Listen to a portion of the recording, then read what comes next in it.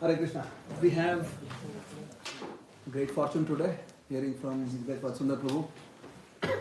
Some of you perhaps are seeing him for the first time. He is a devotee practicing Krishna consciousness since last few decades now.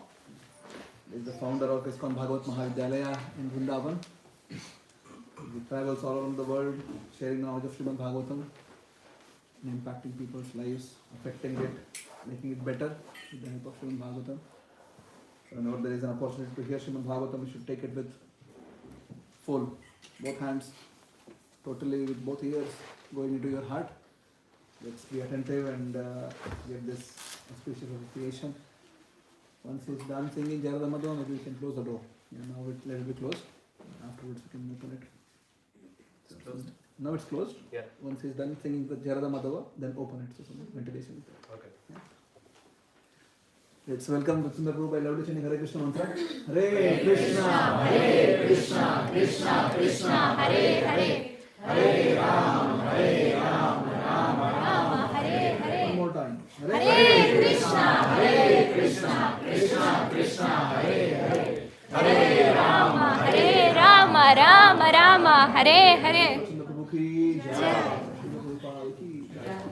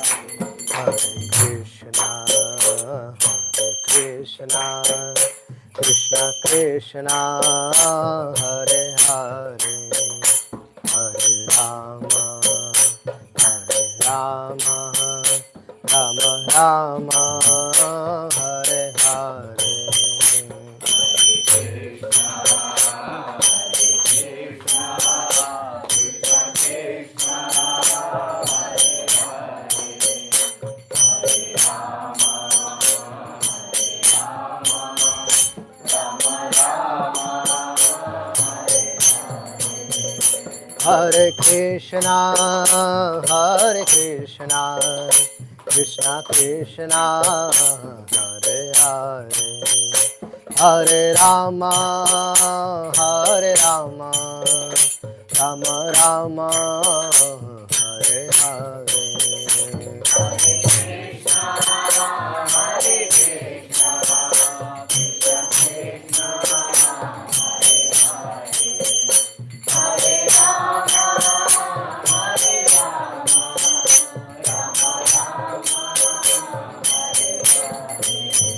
Hare Krishna, Hare Krishna, Krishna Krishna, Hare Hare, Hare Rama, Hare Rama, Rama Rama, Hare Hare.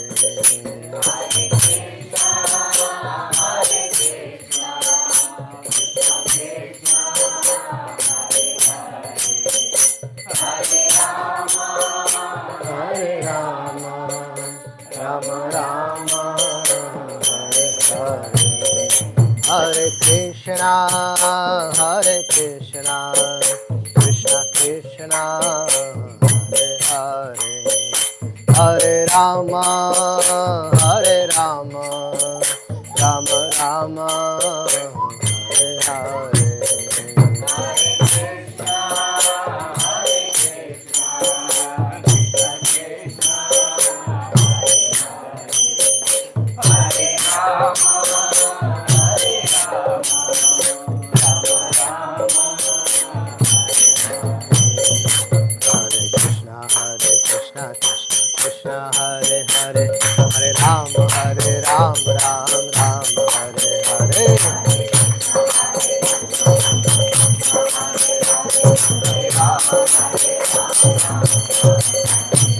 Hare Krishna, Krishna Krishna, Hare Hare, Hare Ram, Ram Ram, Hare Hare.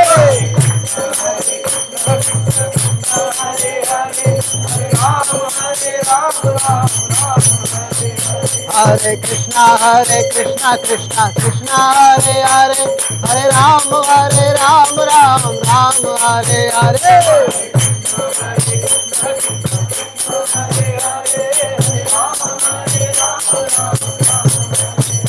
Hare Krishna, Krishna Krishna, Hare Hare, Hare Ram, Ram Hare Hare.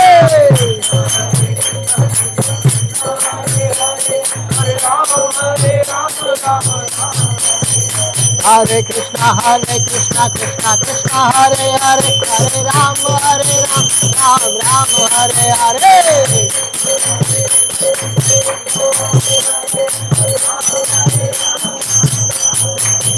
Hare Krishna, Krishna Krishna, Hare Hare, Hare Ram, Ram Hare Hare.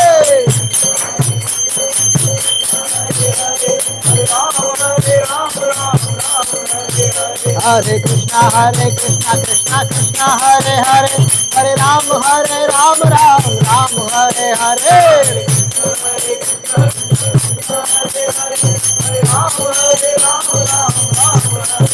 Jaya Krishna Balaram, Krishna Balaram, Krishna Balaram, Jaya Krishna Balaram.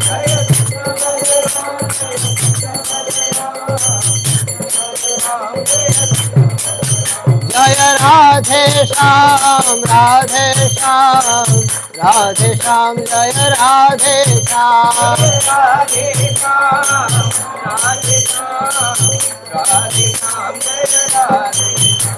Jaya Giri Govardhan, Giri Govardhan, Giri Govardhan, Jaya Giri Govardhan.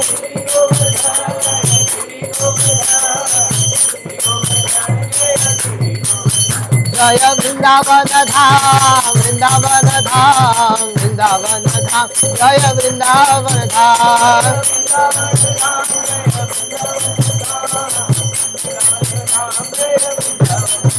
Jaya Radhe, Jaya Radhe, Jaya Radhe, Jaya Shri Radhe.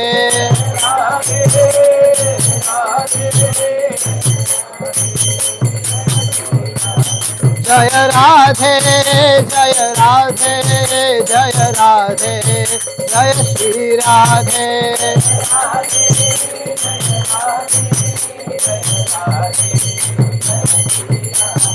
Jaya Gaura Nitai, Gaura Nitai, Gaura Nitai, Jaya Gaura Nitai.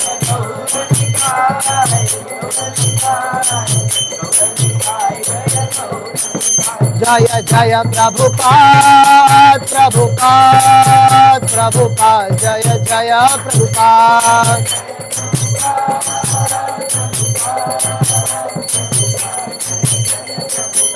Jaya Jaya Gurudev, Gurudev, Gurudev, Jaya Srila Gurudev.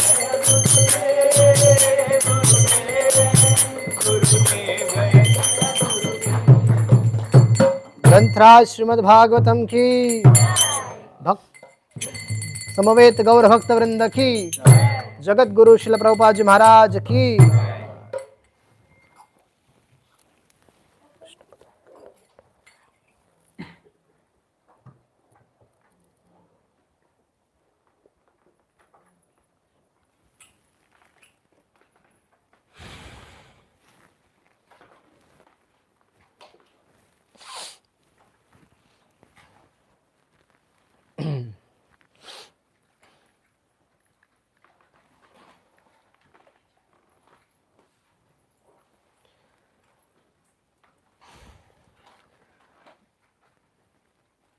So Lord Krishna, he had a friend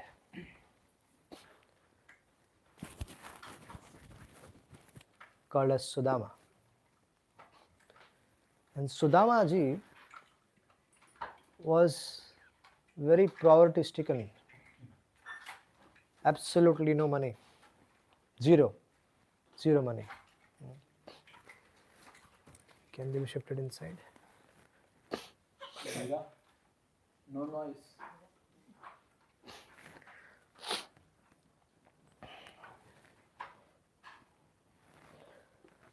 The family was so poor that eating one time's food was also very difficult. Sudama was a fully depending on the Lord's mercy. He used to beg alms, and whatever they used to get, they used to survive. He had kids. It is not easy to live such a life, but it is the best life. Not easy life, but it's the best life. When Shukracharya and Vrishaparva, their children were fighting. At that time, Shukracharya also lamented that she should have opted for Kapota Vritti. Whatever is there from the fields by the Lord's arrangement, I will go and take it up. I shouldn't have done as a job as a Purohita in some king's kingdom. Sudama ji was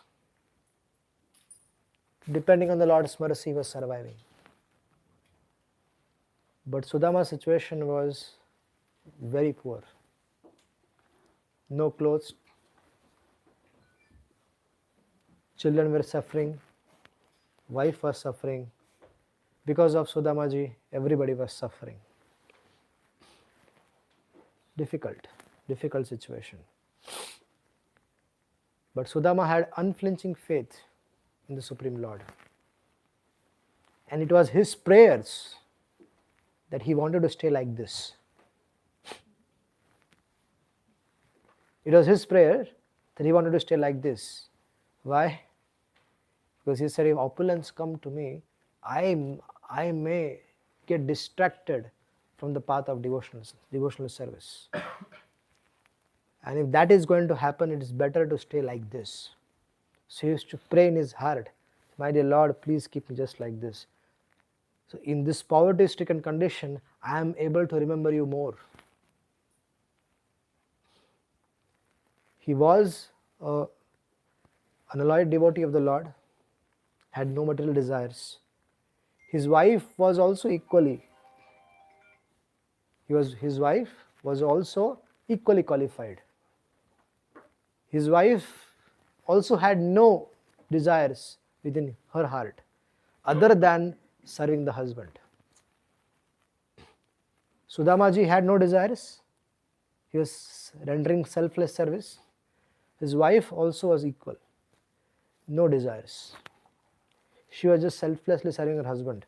And what her husband was satisfied in, she was happy. Difficult. Very difficult to have such a situation. Sudama, seeing Sudama's situation, one day his good wife went and told, my dear husband, your childhood friend, Krishna, as you told me, is the Supreme Personality of Godhead. And his Dwarikadhish, his Namo Brahmanya Devaya. He loves Brahmanas, he loves to take care of the Brahmanas. So why don't you go and ask help from him? And this was Sudama, beyond, Sudama never thought of asking anything from the Lord. Forget about it. That was the last thing in his dictionary, that I have to ask something from the Lord. Prahlad Maharaj says that performing devotional service and asking something in return, it's like doing a business with the Lord.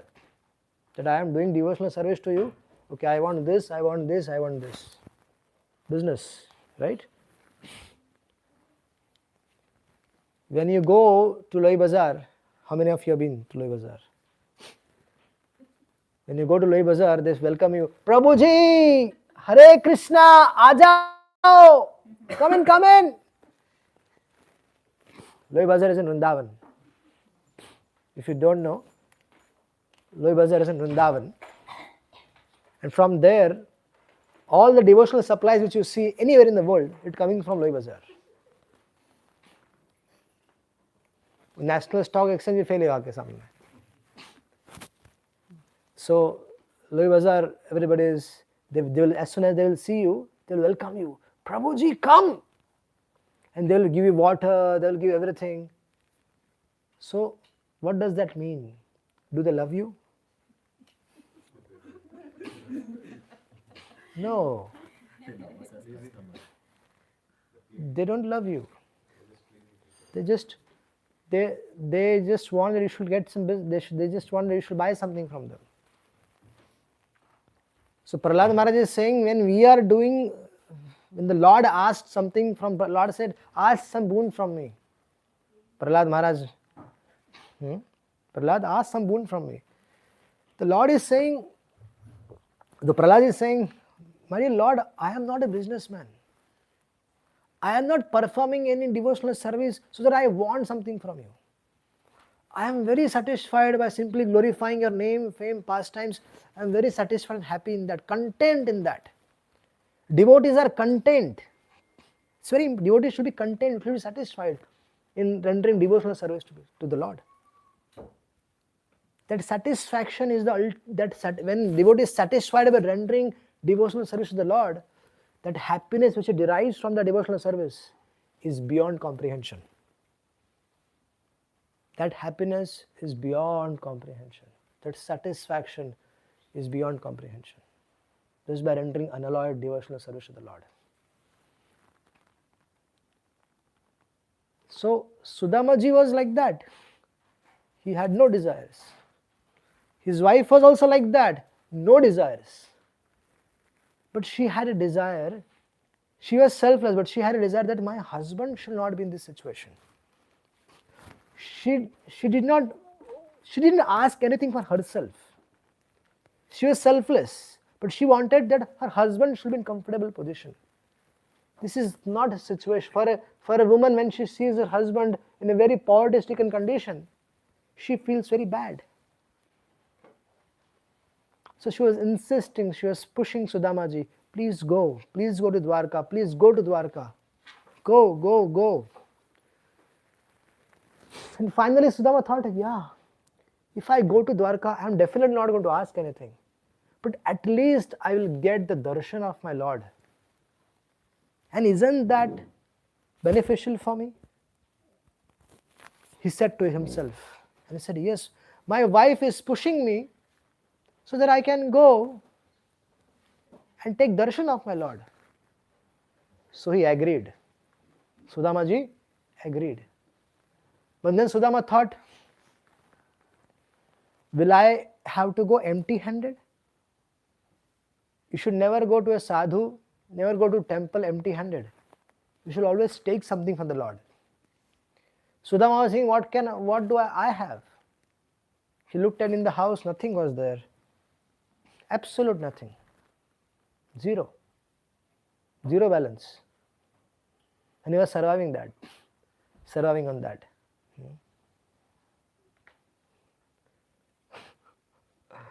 So then he requested his wife, can you beg something from outside and give it to me? So she went outside. She requested the neighbors, please, she begged, please give me something. So they gave some flattened rice. And then there was a cloth in her house. She wrapped that flattened rice and gave it to the husband. And Sudamaji started walking to meet his friend, Dwarkadhish. It was not an easy path. It was not an easy path. It was a long journey which Sudamaji covered. And finally Sudama reached Dwarka. And when Sudamaji reached Dwarka, there are so many Brahmanas, they used to come often for darshan of the Lord. So there were 3 gates, major gates, 3 security gates. And Sudamaji, along with some other Brahmanas, just like ordinary Brahmana, so everybody along with other Brahmanas also, he passed through that 3 security gates. They might have checked him, asked them what is the purpose, this and that, and they passed. And passing the third gate, he saw the palaces of the Vrishnis and Bhoja dynasties, all the palaces. And then after moving further, he saw 16,000 palaces of Krishna's wives. He was observing everywhere. And then Krishna saw Sudama. Krishna saw Sudama. And then immediately he got up and he ran outside his house. And there he saw Sudama and he embraced Sudama. Sudama was dirty clothes, not wearing proper clothes. So Sudama got an embrace of the Lord. And the Lord caught hold of his hand. And the Lord started to bring him inside the palace. And he brought inside Rukmini's palace. And when the Lord entered the Rukmini's palace, everybody was saying, who is this? Garib. No clothes. Absolutely, poor person. When we see on the street, not here at least in India, if you see there are some people like that. But not in Vrindavan, if you see them like that, do not be mistaken, Baba. There was someone like that in Barsana. He had more than 10,000 crore worth of company with him. His children used to beg to him, Papa, please come home. And he was not interested at all. He was living like a beggar in Barsana. He still lives. The turnover of the company is more than 10,000 crores. He's such a filthy rich person. He gave up everything. He's staying in Barsana Dham, in Ramesh Baba's ashram there. Nobody knows about it. So be very careful. Jada Bharatji also, nobody knew who was he. They took hold of him. But who was he? Jada Bharatji was the Bharat Maharaj, in whose name the whole Bharat Varsha is named as Bharat.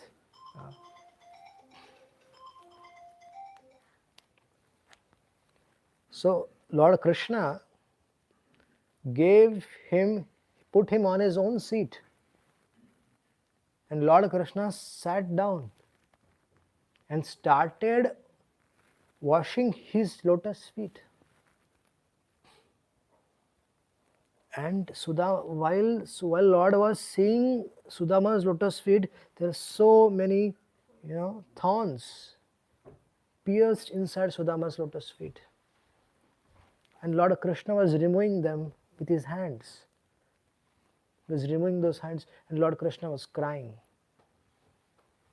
Actually, he did abhishek of Sudama's lotus feet with his tears.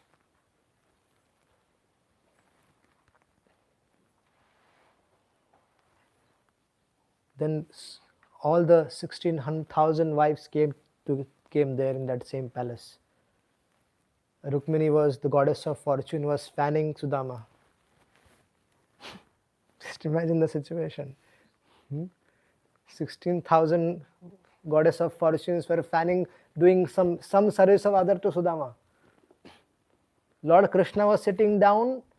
On the Lord Krishna's throne, Sudama was there. And the Lord was doing the abhishek of the Lord with his tears, and also with various kinds of ingredients, with sandalwood, aghuru, and so many things were using, and he was worshipping his dear friend.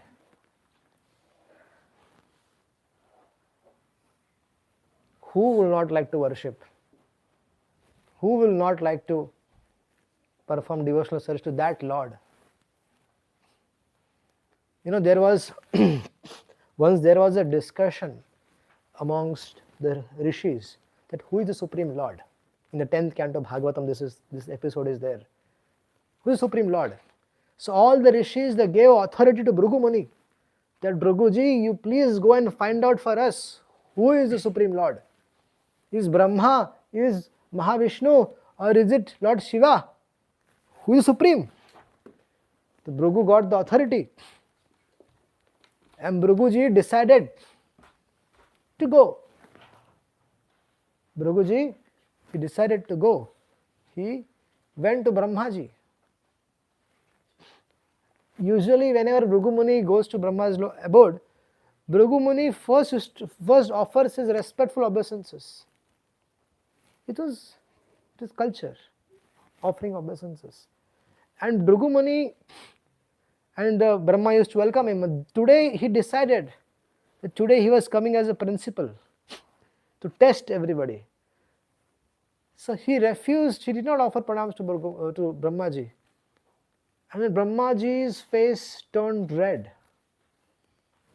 Because in front of all these big people, Bhrigu Muni did not offer his obeisances, and Brahmaji was thinking, Aaj kya ho gaya isko? What happened to Bhrigu? Why didn't he offer his pranams to me? And Bhrigu Muni took a picture. Brahmaji's failed because his face was red. Then Bhrigu Muni went to Kailash. And as soon as Lord Shiva found out that he is coming, Parvati told, "Oh Shiva, your brother is coming." Lord Shiva got up from his seat, stood up from his seat and went and wanted to embrace Bhrigu Muni. Now Bhrigu Muni is saying, "Hey, chi. Hey, Shambhu, stay away. You don't take bath. You have all the snakes around you. You have all the ash from the crematorium. And you want to hug me, Brahmana like me?" Lord Shiva, as soon as he heard that, he got so disturbed. Lord Shiva said, "Acha." He took up his trident and he wanted to kill him. Bhrigu Muni took the picture. Parvati came and stopped him. "Baba, what are you doing? Bhrigu Muni. He's Bhrigu, your brother, Brahma's son. Don't do this. He's a Brahmana. He's coming in our house. He can do anything he wants. Relax."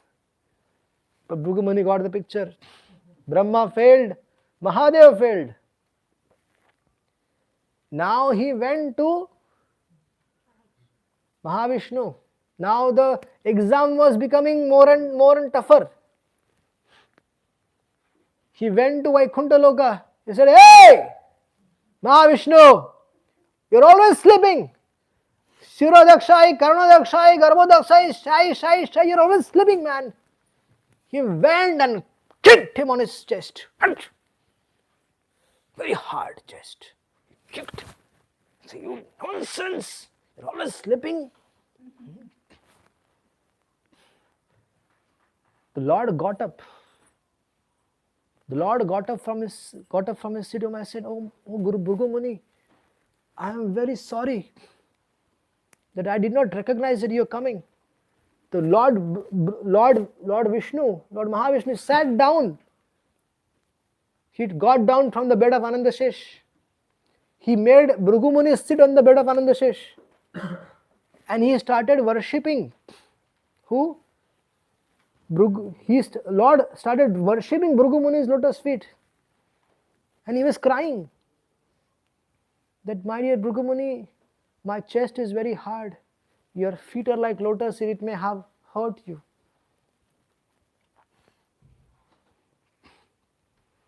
And then Bhrigu Muni started to cry. And he asked for forgiveness. "My dear Lord, please forgive me."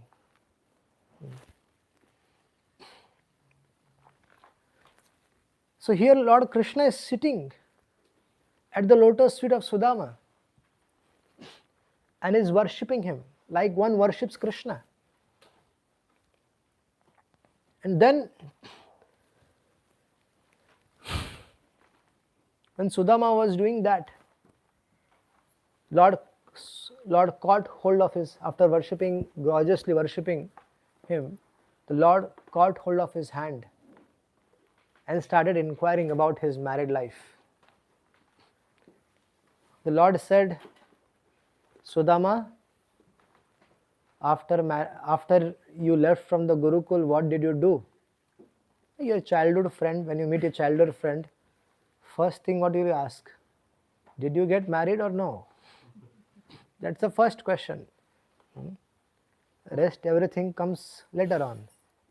When you meet your childhood friend or girlfriend, the first question he or she may ask is, did you get married? How many children you have?" So this happened. Our Krishna asked Sudama ji, "Do you remember those days in our school, what happened?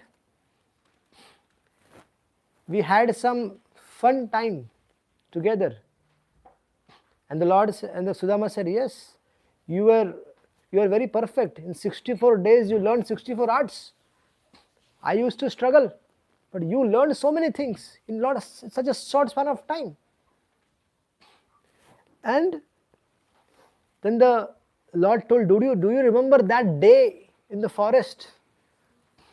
Once Sandipani Muni ordered Krishna and Sudama to go in the forest and take care of, the field.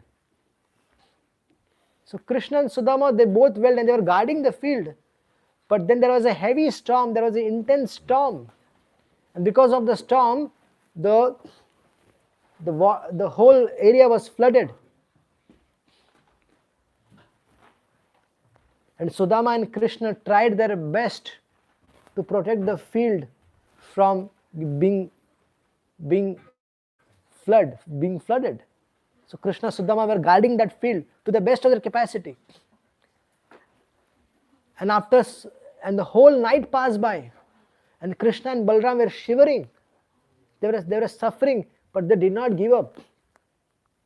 And in the morning, their Guru Maharaj, Sandipani Muni, came. And Sandipani Muni came to find out what is happening. Where are my kids? At that time, they found out that they both, Krishna and Sudama, they are still guarding the field with whole of their body inside the water. They were just following the instructions of their spiritual master. getting success or no success in life, getting success in your endeavors or no success in your endeavor. The point is that the instructions of the spiritual master must be carried out. And Sandipani Muni was so pleased with that. He was so pleased with them that Sandipani Muni blessed them, both of them. That may all your desires be fulfilled. So Krishna reminded him, Sudama, do you remember that night? Both of us, we were stuck. And he said, yes. And Krishna is telling Sudama that, Sudama, I know you very well. Although you are married, although you are a householder, but you have no desires for sense enjoyment. I know that you still might be living a life of a simple householder without any desires. And then that evening passed by, and Sudama was very happy staying in Dwarka. And he was happy, he was thinking, wow, Lord Krishna remembered me. He spoke to me. He remembered our earlier days. That is sufficient for me. I should not ask anything. And he was hiding his flattened rice. He was hiding it. That by any chance, Krishna should not see that. So he was hiding it. And Lord Krishna, when the night was passing by, Lord Krishna, he asked Sudama, Sudama, you came to meet me. You must have certainly brought something for me. Now Lord Krishna is Paramatma in the heart. He knows very well that what is the purpose of Sudama's coming here. But he knew very well that Sudama is never going to ask. He just came to satisfy the desire of his wife. He is never going to ask for anything. But Lord Krishna also knew that what is the purpose of him coming here. But Sudama is not going to ask. But Lord Krishna also knew that he has brought something for me. And that was very valuable for him, Krishna. Very valuable. And then Krishna said to Sudama, did my, what do you say, bhabhi ko kya bolte hai? Huh? Did my sister-in-law bring something, gave you something for me? Did you bring something for me? What did you bring? And he was, सब लोग शांति से बैठ जाओ यार, कुछ नहीं चाहिए मेरे को, शांति से रखो, सब हिल रहे डुल रहे सब, शांति से, कुछ नहीं चाहिए मेरे को, बैठ जाओ. So Lord Krishna, he inquired from Sudama, what did you bring? Krishna loves gifts. Krishna loves gifts. When you bring something for Krishna, Krishna loves it. That's why when we offer to the Lord, initially when we do the offering, we may not have that faith that Lord is accepting it or not. Just because, Nilambar प्रभु ने बोल दिया है कि भगवान को भोग लगाना है. He told that we should offer the Lord. So devotees are returning him, all the mantras are chanted, but we don't have faith. Initially it happens. But Lord, he still accepts those offerings. Even though we are not having faith, but we are doing it. Lord accepts those offerings. And gradually, the Lord, regularly when you are doing that seva, the Lord does something in your life and he arranges some situations wherein you come to know the Lord is there and he is accepting your offerings. And gradually he increases your love, your affection for him. So we might initially do it mechanically, But that mechanical service gradually turns into loving devotional service. That's why we should make an habit, everyday habit, that we should offer things to the Lord and eat it. You should not eat anything which is not offered to the Lord. As devotees, this is our topmost preference. There is an incident where Bhakti Siddhanta Saraswati Thakur, he mistakenly ate a mango. Throughout his life, and his father chastised him for this, throughout his life he did not touch mango. Why? Because in his childhood days he did a mistake of eating it without offering the Lord. If we eat only Krishna Prasad, then it will save us from a lot of problems. You know what is the problems? The biggest problem is when we eat from outside. That person who is cooking, what is his consciousness? Has he taken bath or not taken bath? That is the first thing. Then what is he watching in his mind? What is he watching throughout the day? In the hotel, in the restaurants, he's a smoker, he smokes, he drinks, he has illicit relationships. And all those things comes when that person cooks in the restaurants, he cooks with that mindset, that consciousness. And through that food, that consciousness is passed on to us. And we also get prone, we may also get addicted to those things. Our consciousness get affected. And then gradually, for us, what is going to happen? Once in a while, it's fine. What is the problem? No. Once in a while से ही problem होता है. That eating that food contaminates our mind to that extent that we start taking Krishna consciousness cheaply. Because we are eating someone's food cooked, so it affects us. Whatever is his consciousness will come to us.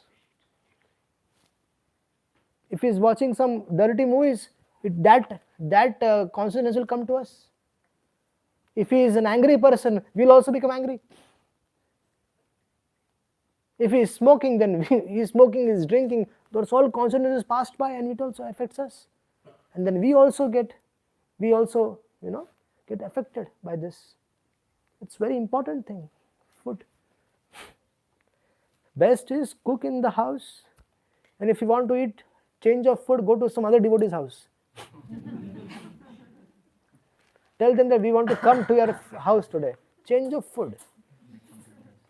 Because eating from, we get bored. So you can have turns. And different devotees can open Govindas in their house. That come, Baba. So some arrangement has to be there, but we should not accept this contaminated food from outside which is offered to the Lord.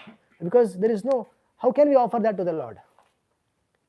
So we should cook at home and offer to the Lord. And Lord accepts that. And gradually, I'll tell you something very interesting. My father, he had I think I had told this. My father, I have deities in my house, Nitai, Gaur, Chandra. They came in 2004 in my life. So I used to serve them all the time, right? And but my father had he had no faith that they are there. The Lord is there in the deities. He had no faith. One fine day, what happened? I was stayed in the temple, and I told my father, you will have to put them to sleep. Because the Lord is there. When the Lord is there, we need to put the Lord to sleep. And that's the way, when we in the house, when the Lordship is there, we touch the Lord every day, put them to sleep, wake them up, give them a bath, So it is a way of serving the Lord. So I told my father that I won't be able to come today, so you have to put the Lordship to sleep. I said, Acha, you have to tell me what I have to do. So I explained everything. And he was like, okay. No faith. No faith. He put the bed, he changed the water, and then he went and touched the Lord. And as soon as he touched the Lord, he got a current. He got a current. Current means the Lord told him, she got a shock. The Lord told him, hey, we are here. He felt the presence of the Lordships there. And he was so shocked that that day, that moment itself, there is a transformation in him. And then he very prayerfully, he told, my dear Lord, come and sleep. So he put them to sleep. And then he told me, Arey Rajan, kya ho gaya? Arey, what happened? I touched them and I got a current, I got a shock. What? They are there. Well, I know they are there. No, you know they are there. I came to today that they are there. From that day till date, my father, he offers his heartfelt obeisances to Nitai Gaurchandra. He was on a deathbed some time back. He was declared almost dead by the doctors. And the Lordship brought him back to life. 2.5 hours, he was not in consciousness. They are about to declare him. But my Lordship was very kind. He remembers, the Lord remembers little services we do to the Lord, he remembers. He brought him back to life. Doctor was surprised. They told us to call all the relatives that he is going to go. Because 2.5 hours he was not in consciousness. And then he came back to life. To everybody's surprise. Everybody's surprise. That little service which we do in the house to our deities, to the Lordships, it helps us, it saves us from the biggest dangers of our life, even from the death. That day was the death of my father, 100%. But the Lordships, they had some other plans. It was such an amazing experience for me. So when you have deities in your home, you know what? Krishna is taken incarnation in your house. Krishna, just like for Prahlad, the Lord has taken separate special incarnation. What did the Lord Prahlad Maharaj tell Narasimhadev? If you have watched the movie, it's a very authentic movie. Everything is from Bhagavatam. The Prahlad is saying, the Lord, what is he saying to the Lord?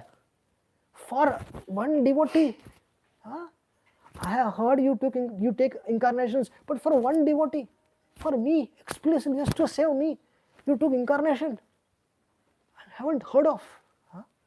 Just to save one devotee, Bhagavan aa gaye. The Lord came himself just to save one devotee. Similarly, the Lord has come in our lives in the form of the Vigraha. This is Archa Vigraha, this is Archa Avatar of the Lord.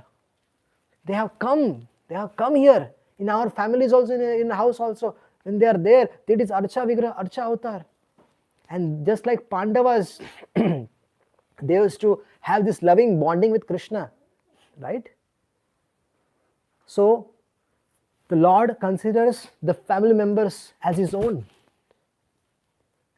We shall also consider the Lord as a part of family, and the Lord also considers all these people in the family as his family. Whenever there is difficulty in the house, problem in the house, the Lord also, you can see the face of the Lord, they are also feeling unhappy. Because the Lord considers the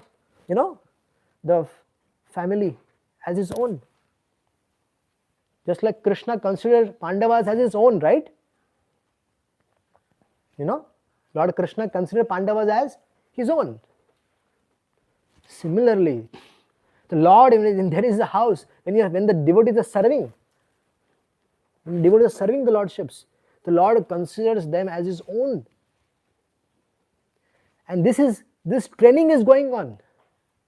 This service we are doing every day, getting in the morning, waking them up, putting them to sleep, changing the water, offering bhoga, worshipping the Lord. So this service, this training is going on. And this little service, it goes on and goes on and goes on, and what happens? The devotee develops attachment to the Lord, and the Lord also develops attachment to the devotees. And that bonding becomes strong day by day, week by week, month by month, year by year. Their bonding becomes so strong that the devotee develop loving relationship with the Lord. And the Lord becomes attached to the devotee, and the devotee becomes attached to the Lord. You know what happens then? When that devotee leaves the body, the Lord cannot live without him. The Lord cannot live without them. The Lord said, I cannot live without you. So that service continues in the spiritual world. Same service. No discontinuation. The service is going on, that continues in the spiritual world. This is Archa, because the Lord is present. Personally, He is present here in the form of Vigraha. This is Archa avatar of the Lord. So you should offer everything to the Lord. Whatever new you bring to the house, offer to the Lord. So we are bringing a slipper, getting new clothes, getting a pencil. Yeah, everything. You should offer everything to the Lord, because everything belongs to Him. Everything. Chocolates. Yes, because if we are going to eat it, our kids are going to eat it, let them be trained to offer everything to the Lord. This is called Vasudevarpanam. Narad Muni is saying this in Bhagavatam to Yudhishthira Maharaj. Vasudevarpanam. Especially for householders. This is Sutra. Offering everything to Vasudev. Everything. Everything to Vasudev.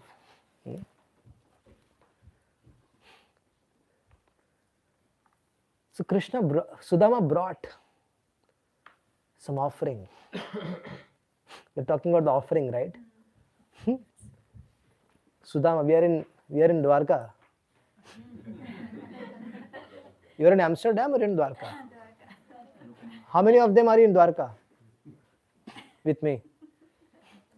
The rest are in Amsterdam. Sad. So Sudama brought himself with him the flattened rice. And Krishna knew he brought something. And he was hiding it. When he went to sleep, when Sudama went to sleep, he hid it inside the pillow, you know. And Krishna came in the night. Hey, Sudama, tell me now, what did you bring for me? You must have not come empty-handed. Something you could have brought, right? Sudama said, oh, no, I did not bring anything for you. And what are you saying? You think my bhabhi will allow you to come just empty-handed to me? Definitely she must have given you something. What is it, Sudama, please? No, I did not bring anything actually. When Sudama saw the opulence of the Lord and the food he eats and everything, he thought, my offering, what meaning does it have? It is useless. It is useless. Sometimes the devotees, they are not able to cook nicely. Something or the other is less. Sometimes they have to, things are burned. So there is a question, should you offer that to the Lord? Yes, definitely. Don't hesitate. If you have cooked with devotion, offer it to the Lord. Sudama was hesitating. And then Krishna knew he's hiding something in the pillow. So Sudama went to the pillow and he took hold of it and put it inside, put it behind. And then Krishna understood, oh, the childhood days are back. And Krishna started playing with Sudama, and he finally grabbed it from his hand. And he took that flattened rice bag in his left hand. And the Lord was ecstatic. He said, wow. And then the Lord started unwinding it. And he opened the bag and he saw flattened rice. And the Lord started to cry. You know why? Because the Lord saw that Sudama went out of his way. He had nothing in his home. He begged for it and brought something for me. What can I give to Sudama? What can I give? I am indebted to him for his love, for his devotion. What can I give? I cannot give nothing. I cannot give anything. So the Lord was ashamed. Lord was feeling ashamed that he cannot offer anything in return to this what Sudama is offering him. Because Sudama is going out of his way. Nothing is there in his house. He is begging from others and yet bringing for the Lord. The Lord, what can he say? He was saying, I am just indebted to Sudama for his love. I cannot repay this love back. I cannot repay this love. And saying that, the Lord had the first morsel. He put it in his mouth. And the Lord was so satisfied. He said, thank you, Sudama. Thank you so much. All this food here is nothing compared to what you are giving me. And the Lord decided to take another morsel. And he put another hand. But then till that time, Rukmini and all the 16,000 wives, they were thinking that this is flattened rice. If it very hard, when it enters the Lord's mouth, it will give him pain. Because Lord is very soft. It is not cooked also. So Rukmini went and grabbed the hand of the Lord. He said, you're such heartless person. And such greedy person, man. You're not thinking of your 16,000 wives and all our maid servants and all the Dwarka Vasis who are, you should not think of, just think of the family of the 16,000 family. Even this is insufficient for all of us. Will you please do that? Will you please? And the Lord said, okay. The Lord took away, the Lord allowed Rukmini to take, and it was distributed to everyone. Next morning, Sudama paid obeisances to everyone. And he decided to go. Because he got darshan of the Lord. He came with a purpose. His purpose was to take darshan of the Lord. He got darshan of the Lord. He spent time with him. He was satisfied. He came to know that, he has discussed about his childhood pastimes. Everything went well. And Sudama decided to go. And the Lord, and the entire 16,108 wives of Krishna, and everybody was there, bidding farewell to Sudama. And Sudama was saying, I'm very grateful to all of you that I'm such a poor person and you gave such respect to me. I am very, very honored. And all of them, they offered all the ladies, Krishna, they offered their respectful obeisances to Sudamaji. Krishna worshipped Sudama's lotus feet. So while they're all bidding farewell, all of them, all the 16,108 wives, they paid obeisances to Sudama. Imagine. How fortunate that when Rukmini wrote a letter to Krishna to please come and kidnap me. The first love letter. The letter is published in Bhagavatam by Shukdev Goswami. Vedavyasa has published that. You should read that letter. Rukmini sent a letter to Krishna, please come and kidnap me.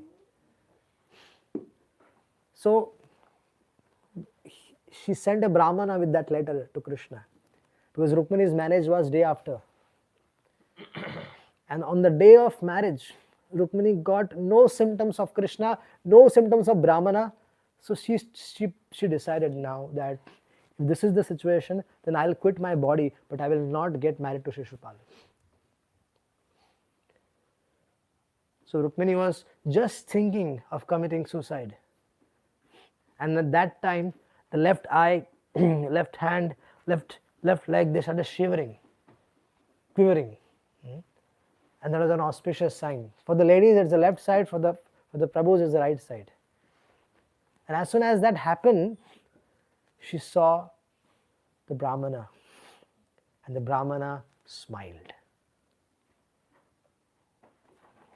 When the Brahmana smiled, that means she understood that Krishna has come.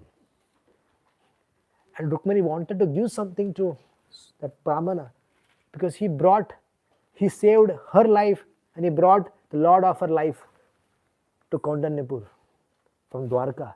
He brought Krishna from Dwarka. The power of that Brahmana, Baba. The power of that letter and the power of devotion, the power of that Brahmana, that he went and brought Krishna from Dwarka. In one night he came. So Rukmini wanted to give something to the Brahmana in reciprocation. She was thinking, what should I give? Who is thinking, God is so fortunate, thinking, what should I give to this Brahmana? And what she did? She offered her respectful obeisances to that Brahmana, folded her Panchanga Pranam, and said, I cannot give anything to you just by this pranams. I'm just thankful to you that you brought Krishna in my life. You brought Krishna in my life. What can I give? What can you give to a person who has given you Krishna? You cannot repay that person's debt. You cannot repay. My friend here, Nilamar Prabhu, is doing great hardships to preach this Bhagavad Dharma. And I am grateful to all of you that you are supporting him. We both used to discuss for the last so many years his situations, my situations. We used to discuss about each other's situation. We used to help each other, encourage each other. But this whole idea, it's of this, what will he get from this? Nothing. But he wants to see Lord Krishna in the life of others. We cannot repay him back what he is doing. But what we can do is, we cannot repay the Supreme Lord what he does for us. But what we can do is, we can practice nice Krishna consciousness. We can become nice devotees, become happy devotees, and spread this happiness and culture of Bhagavad Dharma all around us. That we can do. Inspire others and increase this family of Lord Krishna. That's what we can do. So Sudama, while he was walking back, he was thinking the Lord is so kind that he did not give me anything. No donation. Oh, parchi dete na? Oh, when sadhus come home, the grahasthas, they give a small packet. Lord Krishna even did not give that packet also. Lord was thinking, what will I give? The Lord was ashamed. The Lord was ashamed, what will I give to this Sudama?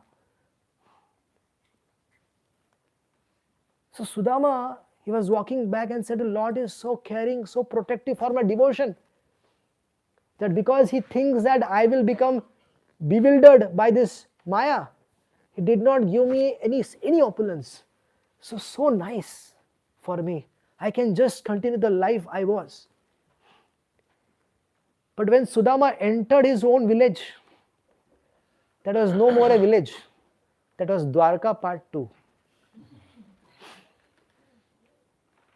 That night when Sudama was in Dwarka, Vishwakarma was in village. Vishwakarma was in his village.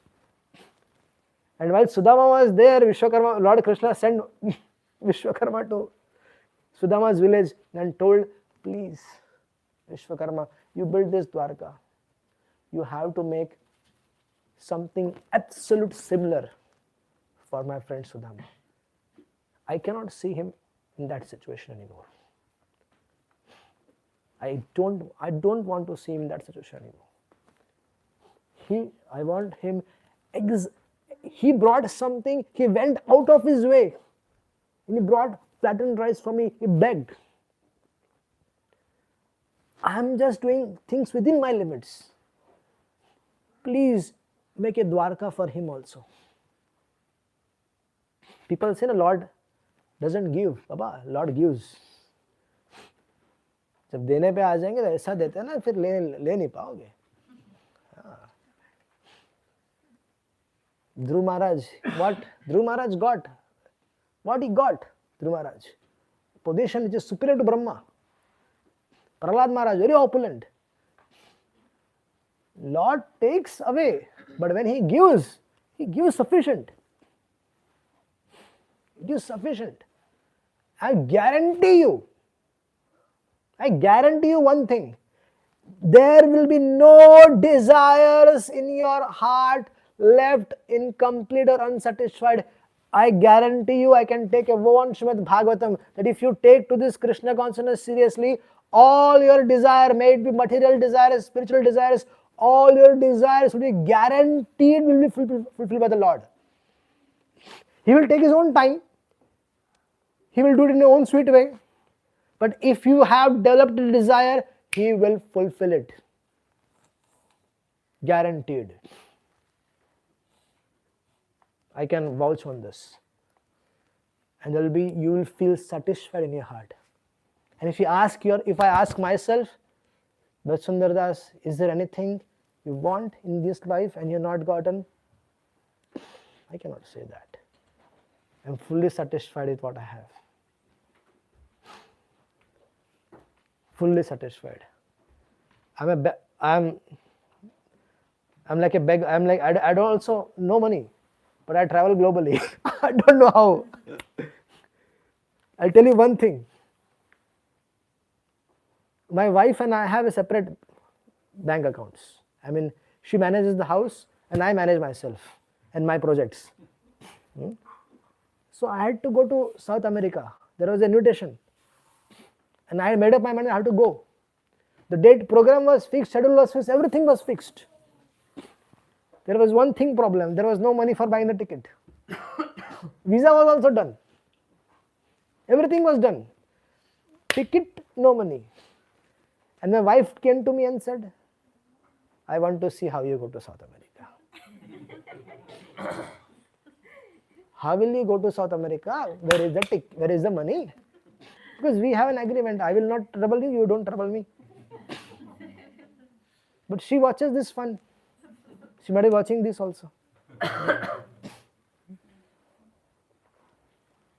Exactly few days before the yatra, I happened to visit Mayapur. And there, one very rich devotee, he comes to me that I have this $1,000. I want to give it to you. I heard that you are going to South America. Okay. And it's a true fact. Gauranga Das introduced me to that person. And Gauranga Das told he is going to South America. So that Prabhuji came, I said, you are going to South America, I heard. So $1,000 I want to give it to you for your travel.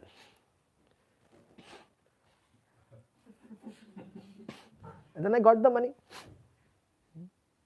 And I traveled. And from the flight I called my wife. She knows everything. Then I reminded her, what did you say? You said something, right? How will you travel? I'm sitting in the flight and calling you now. I'm traveling. Bye-bye. See you in 1.5 months. Oh, this is my life last 14 years. This is just one episode of this is my life last 14 years. I also don't know how I travel. It's Krishna. Krishna maintains, takes care of everything. So Sudama, when he reached home, he was thinking, old village. But when he reached home, he was thinking, oh, did I come back to Dwarka? Because he saw everything the same like Dwarka. And the villagers, they got their palaces. Everybody, not just Sudama's house was not converted into palace. The whole villages around, everything was converted into Dwarka. I mean, big palaces. And Sudama was wondering what is happening, and everybody came out seeing Sudama. And he saw his beautiful goddess of fortune, his own wife. She was like resembling like a goddess of fortune. He said, what is happening? What happened suddenly? Where did this money come from? He said, dear husband, when you went to Dwarka, Vishwakarma came on behalf of the Lord and he requested me that the Lord has ordered to convert your house into Dwarka. I said, then, acha. Then she said that not only my house, I want the whole villages around to be converted to Dwarka then. And Lord gave the permission. You know what? Sudama still never slept on those beds. He always was sleeping near his deities on the ground. Vishwanath Chakravarti Thakur said, he was not carried out, he was not carried away. The Lord gave him everything. But he chose to still remain the same way like he was before. And he used to sleep on the ground, not on the opulence. He did not accept the opulence. Thank you so much. Hare Krishna. Granthra Srimad Bhagavatam ki. Any questions, my dear friends?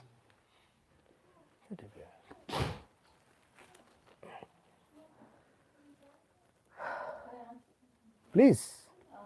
Do I have a drawing late, but I know it's a bit story. So the question is like why Krishna was waiting for so long for Sudama to come and then he's helping being a god, why I don't know that his friend is in so much problem. That's why you missed the earlier part. He had no desire. He was praying that he did not want mortal opulence. Sudama was praying day in and day out that he do not want any opulence. So the Lord has to honor the devotee's request.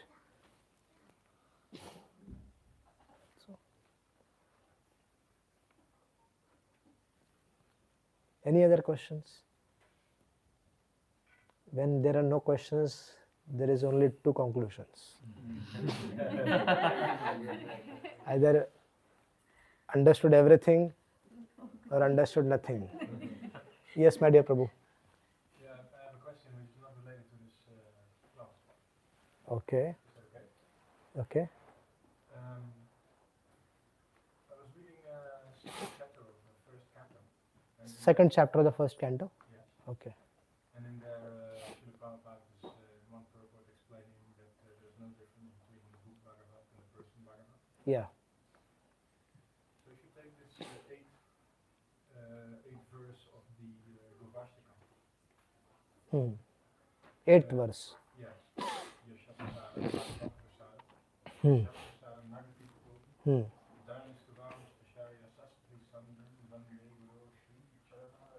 Yes. Can you transpose this Bhagavad book Bhagavad to the eighth verse of Gopashtakam? Srimad Bhagavatam and book Bhagavatam. Person Bhagavat and book Bhagavat. They are actually either both or either one or both are capable of delivering the soul.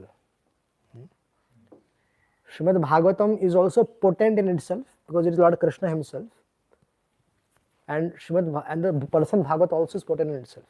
It is true that without the mercy of a person Bhagavat, one cannot understand the book Bhagavat. That is there. But once Many times what happens when we get association of such Premi Bhaktas, person Bhagavata, they give us that unflinching faith in the Bhagavatam. And that, with that unflinching faith, if we can serve Srimad Bhagavatam nicely, then Srimad Bhagavatam will deliver us. It is so potent in itself that there is a verse, right, of Sanatana Goswami Pad. Where is that verse? Yes, you have that. Remove that verse again. Sanatana Goswami Pad. He says in his writings, glorifying Srimad Bhagavatam. And got found that verse? Will I get it today? Yes. What is he saying? Can you all recite? Mad ek bandho mat sangin. Prashadam is there, Baba. Don't worry. Loudly. Come on, we're singing. Mad ek bandho mat sangin. Mad guru man mahadhana. Man nistarka mad bhagya. Mad ananda namastute. Sanatana Goswami is saying, O Srimad Bhagavatam, O my only friend, O my only companion, O my teacher. He is saying, O my guru, O my teacher, O my great wealth, and O my deliverer, O my good fortune, and O my bliss, I offer my respectful obeisances to you. Sanatana Goswami himself is saying, he is calling Srimad Bhagavatam as his friend, his companion, his guru. Srimad Bhagavatam is alive. It's a live book. Srimad Bhagavatam is a live book. It and just like one develops, just I explained that with the Lord also, while serving the Lord, we develop a relationship with Bhagavatam, with Krishna. I just explained. Similarly, one develops a relation with Srimad Bhagavatam also. How?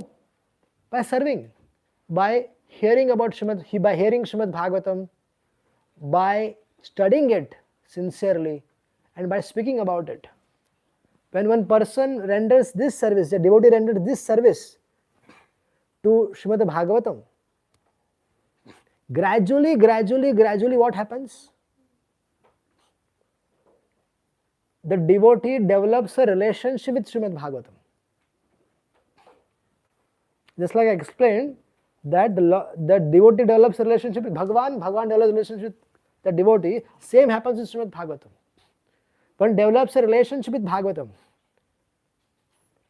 and Bhagavatam starts revealing itself to that devotee. When he studies Bhagavatam, one cannot enter Bhagavatam just by mere scholarship. No. One will just read it just for the sake, because he knows the English language or he knows Sanskrit, he will read it. But allowing that person to enter into it, it is completely up to Bhagavatam. But if you are sincerely, prayerfully seeking mercy of Srimad Bhagavatam, if you are reading that, the Bhagavatam allows itself to allowing the reader to enter into its pastimes. So when we are reading certain pastime, it will start revealing to you. You will start seeing things which you have never read before, which you have never heard before. It will start revealing itself to that devotee. So Srimad Bhagavatam is equally potent. In the 5th canto also, Prabhupada says this, that one can take exclusive center of person Bhagavat, or one can take exclusive center of Srimad Bhagavatam. Both can deliver. So it is also equally potent. And Shukadeva Goswami has given blessings. If Srimad Bhagavatam becomes the part of the life, liberation is guaranteed. If Srimad Bhagavatam can become our part, our life and soul, this is the last birth. It doesn't matter you are in Netherlands, you are in Vrindavan, you are in America, doesn't matter. If you are selflessly giving the life for spreading the culture of Bhagavad Dharma, Hare Krishna. Yes, Prabhu. You mentioned in the beginning that Sudama did not want any wealth or Yeah. opulences Yeah. because he was distracted with the meditation. Yeah. Now Lord himself gave him all the opulences. Yes. So how did he continue the devotion with all the opulences? He did not accept it. He did not accept it. He accepted means everybody accepted it, but he was continuing. He was living a simple life. He was sleeping on the ground, eating simple things. He continued his life in the same way, and he attained perfection. Prahlad Maharaj, there are two kinds of devotees. One is like Prahlad Maharaj, one is like Sudama. To devotees like Prahlad Maharaj, any kind of opulence coming to them, it doesn't matter to them. It doesn't affect them. But there are devotees like Sudama who pray to the Lord, do not give me any opulence, let me be just be like that, because it will opulence may disturb me. So there are two categories of devotees like that, So both the categories are there. So we have to see what is the best for us. We will prefer the Prahlad Maharaj way, because that way is the toughest. It is not easy. When coming to this opulence, in second canto, first chapter, Prabhupada writes, simple living and high thinking. Why do we need a cozy beds? Just a ground is enough. Why do we need a costly pillows? Sand is enough. Yeah. So a devotee can prefer, by reading that instruction, I can prefer to be simple. And when it comes to the Kardama Muni's pastime, it is said like one should very opulently get ready when we are doing a festival so that it invites Mother Lakshmi. So the persons having money will take that sloka, person who are like poor will take this sloka, or whoever gets attracted to any sloka, they will do follow it, or how to imitate the instruction. That's why we need a guru to guide. So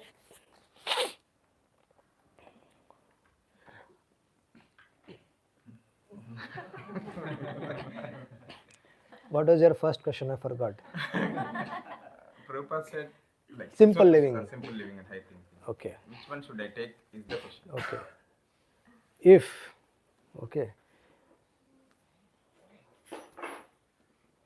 If everything goes away from our life, we'll not chant even one round. If comfort is needed to practice Krishna consciousness, then that comfort is good. Okay. If by staying in a AC or a heater, in this scenario, if by staying in a in cold, if there is no heater, and you're whole day, no, you can't do anything. But if by switching on the heater, if you can have a normal life, you can chant your rounds, cook nicely for the Lord, everything can go on smoothly, that is welcomed. So simple living and high thinking should be understood very nicely. Simple living doesn't mean that one should be discomfort and there is no devotional service in the life. So whatever little is needed should be essentially is needed should be accepted, okay, and the service should go on. One should not accumulate more than necessary. One should not hanker more than necessary. When you have a nice car, nice house, right, where you can nicely survive, right, everything is going on nicely, then hankering for a big car, having 2-3 more cars, let each children have a one car. For that you will work hard day and night like a dog, and then get that money and put it in the loan, give it to the bank. Instead of that, having one nice house where all the family is comfortable, happy, loan free, no debts, they are peaceful. That is better. That is simple life.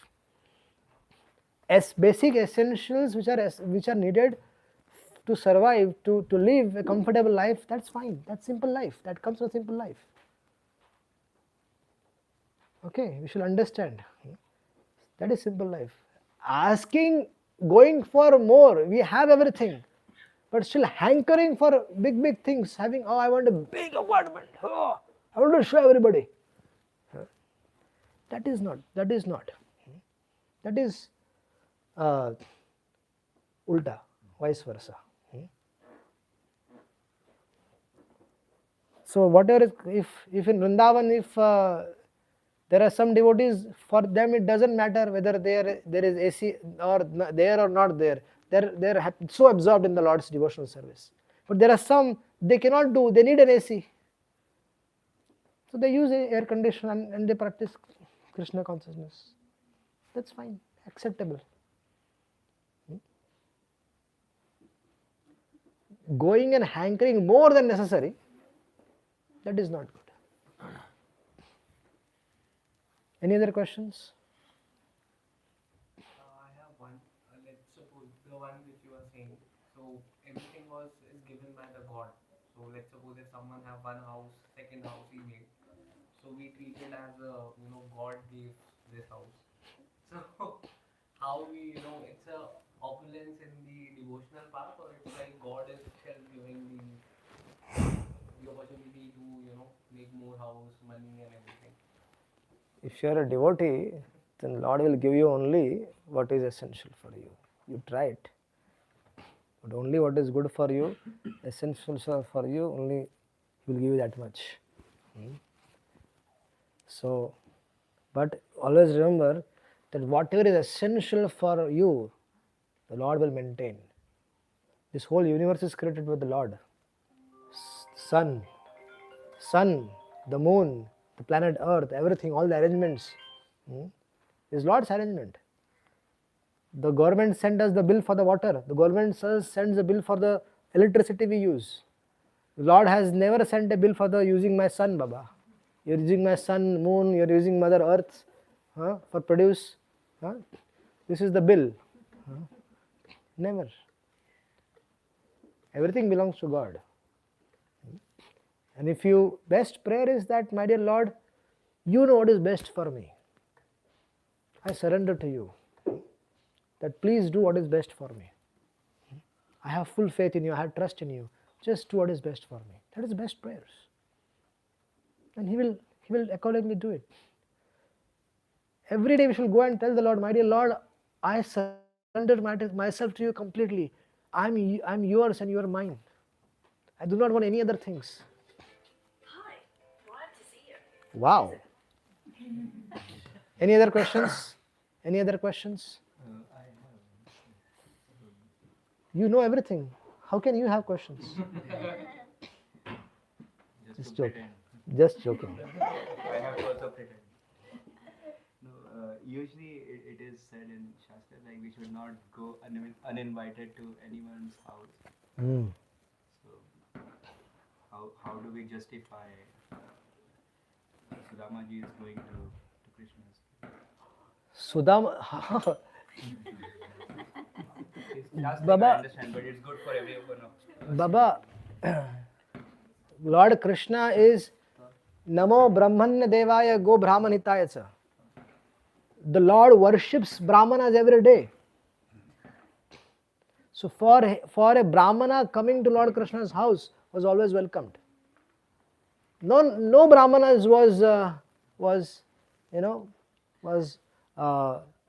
they were stopped from seeing Krishna. So if you are talking in scenario where Krishna was invited by Sudama. Sudama just went and met the Lord. That was absolutely fine with the Lord. He was more than happy, Baba. In our scenarios, things might be different. I thought you were asking from our scenario side, but you are asking from Krishna's side. So the Lord has no problem. As a friend. Yeah, as a friend, definitely. His same instruction is given in Srimad Bhagavatam where Mother Sachi was going. Sati, yeah. He says, don't go, the instruction is given, don't go to the place where it is uninvited. But she has all right to go to her father's house. But still she went and all the disasters happened. So how should we Understand that? take it? Yeah. You practically explained in the Bhagavatam, Baba, what happened. So more practically you want? I should go or not? Was it uninvited or was it unwelcome? Your friend. It was both. She was uninvited and she was not welcomed also. That was the scenario with her. So what's the reason then that I should not go to somebody's house uninvited? If the person if we're on a friendly basis, why not? Yeah. So when he's your friend, I am talking about from the Sati's point of view, Sati's situation. He presented Sati. Yeah, but our scenarios, if he's our friend, well-wisher, then we can go uninvited. In Guru's house, in the temple, there are some criteria where you can go. Father's house, parents' house, there is no permission needed to go and ask your father. No invitation needed to go to your father's place. There is no invitation needed to go to temple. There is no invitation needed to meet the spiritual master. Okay. So I can go to Nilambar Prabhu's program even though he don't invite, right? Even though you have to register. Even though I don't register. Yeah, please go. So Yogamaya Mata, you don't stop. Bhagavatam is an open, it's never a closed door session, it's always an open door session. Yes. Nobody is invited and nobody is not welcome. But still for sometimes, for the logistics purpose, for management purpose, if there is a registration open and it's free, why is the problem not registering it? If there is no harm in going, but if by informing and going, if they can make some arrangements accordingly, because if they have to cook, they have to make plan accordingly. If it is going to help someone in planning, then what is the problem? Just a message. But at the same time, yes, if there is Bhagavatam going on, you can go. Any other questions? Prabhuji, I know everybody is hungry, but this is not about uninvited, but it is about invited. So let's say you have a friend or a relative or whatever, somebody invites you, but the invitation is not really from the heart.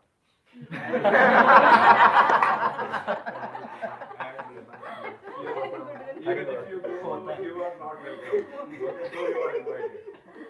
And you know that what kind of experience you're going to have there. But in those situations, is it good to go or not to go? Because if you don't go, they say, I'm invited, but they didn't come. If you go, no respect. Okay. I'll tell you a scenario. I was recently invited by my in-laws to attend a wedding in Pune. The Pune wedding was in a 5-star hotel. They told me I have to come. I said I think I will have to go to Europe. They said no. If you are in India, you have to come. They took a promise from me. Now I went there. Everything was sponsored. The whole trip was sponsored. I went there very nicely. We landed in Pune in a hotel. We stayed there. But I had no desire to come. But if I did not go, then I also have to survive in my family life. Right? So she will create troubles, but you are like that. After 22 years, I went for a Karmi marriage. I never go. After 22 years, I actually went for a Karmi marriage. Otherwise, I go to devotees marriage, that's fine. But so I went there.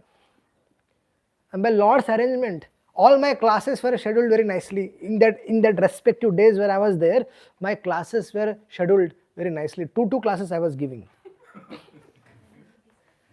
So what did I do, I know the question you're asking was perfectly the same scenario.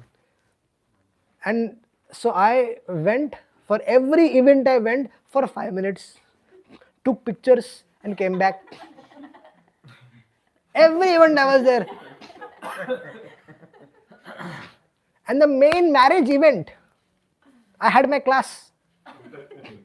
I said, I cannot help. And they were all drinking, partying, everything was going on. But I had my classes.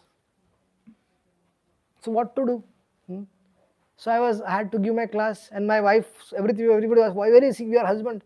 Oh, he has some Bhagavatam classes, he's continuing his classes. But she cannot say no because I have pictures. Every event, there was not a single function that I missed. Even the actual marriage ceremony, the time was 4 o'clock. I thought, okay, 6 o'clock, everything will be winded up. The couple came at 7 o'clock. What did I do then? I tell the photographer, Baba, you come here. I called my wife, you come here, Baba. I called my kids, you come here, Baba. I took a picture next to that mandap, and I had a picture that I came. They cannot blame me that I did not come. And I left for my class. I said, thank you so much, everybody. May you have a very auspicious marriage. And I left. In the whole 7 days ceremony, 5 days ceremony, I was only for 40 minutes in all the events. So you can use this technique if you want. Hare Krishna. So Bakka is not there here, right? No, her wife is not. His wife is not there here. But it's recorded. It's over now. Hare Krishna. Let's take prasad. I will sing for Radha Govinda for a few minutes and then we'll... Oh, very nice. The Prabhu.